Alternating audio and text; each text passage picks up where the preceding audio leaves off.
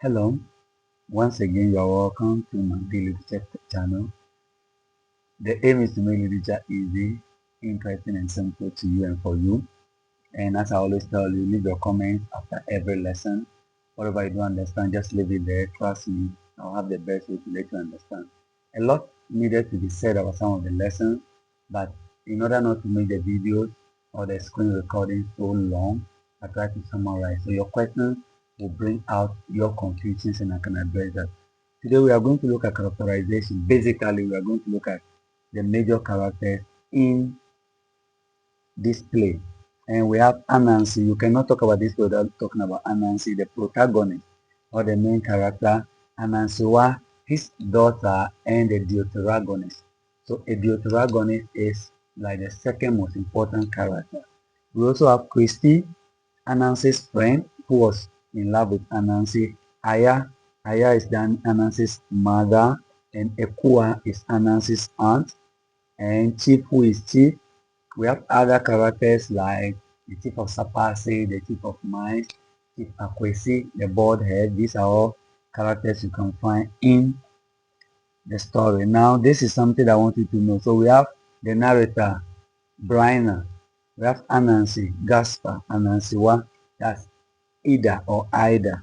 Then Aya, Anansi's mother or Anansewaa's grandmother. We have Ekua, the aunt. We have Christy, that lady that was so much in love with Anansi, Chief of Mines, Chief of Sapase, Chief of Akate, and Chief who is Chief. I forgot to mention Chief of Akate earlier. Okay, so now let's start the business of characterization. So who is Koku Anansi in the story? So Koku Anansi is the protagonist. He is the main character. And I would prefer to describe him as a round character. A wrong character because he didn't play the same role throughout. He started as a poor character, ended as a rich one. Sometimes he's good, sometimes or most times he was bad. So that makes him a very a wrong character, sorry. Now his full name is George Kweku Anansi. And he has a daughter called Anansewaa, a mom, and earthly aunt Ekua. Now let's get this straight. Anansi is cunning and intelligent. He used that to get what he wants. Money, wealth. Anansi is a father. Regardless of everything he did in that story, he never took any decision that will affect the daughter. So we can call him a loving father. Anansi is a family man. We are aware that Aya and Ekua came to visit Anansi in the city. And even though later he saw them as a hindrance and had to lie to them to return to the village, you can call him a family person. Now, Anansi is a symbol of most people in a society who are poor and decide to take advantage of others' gullibility to get what they want from them. So he is an epitome of society today. We have people in society evil, wicked, intelligent, cunning, name it however you prefer to describe them.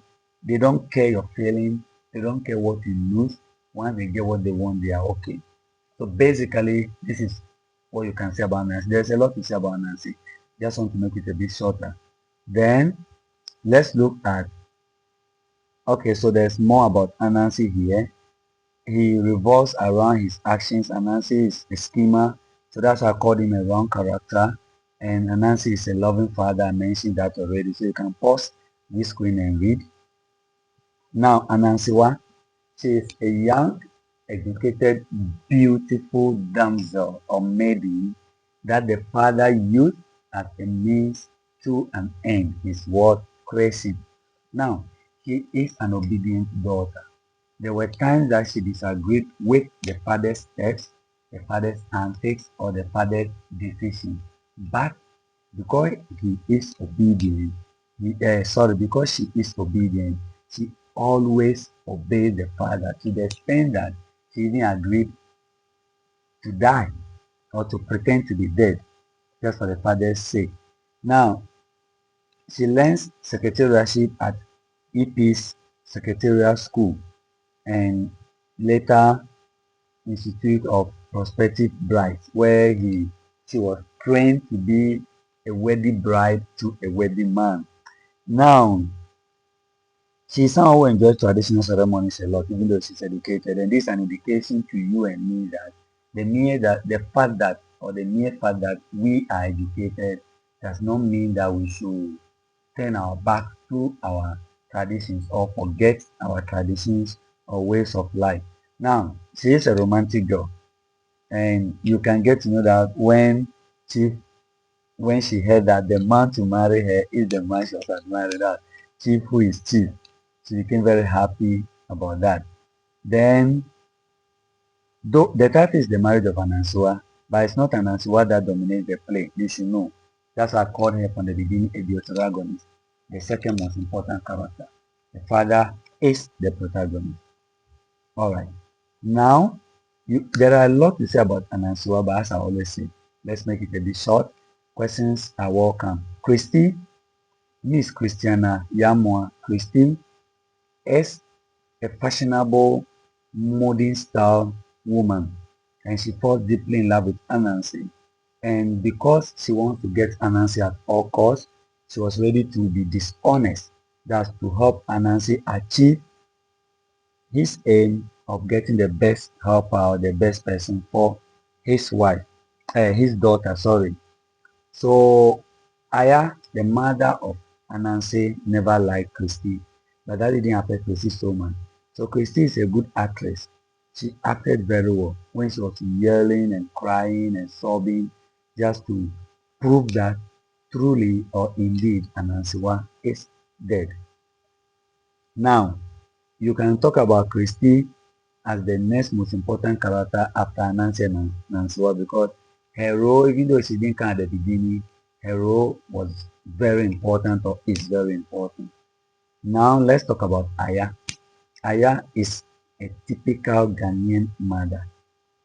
Yes, Ghanaian mother to Anansi, Ghanaian grandmother to Anansewaa. So Aya is Anansi's mother, you should know that by now. And she's very rustic and very spiritual.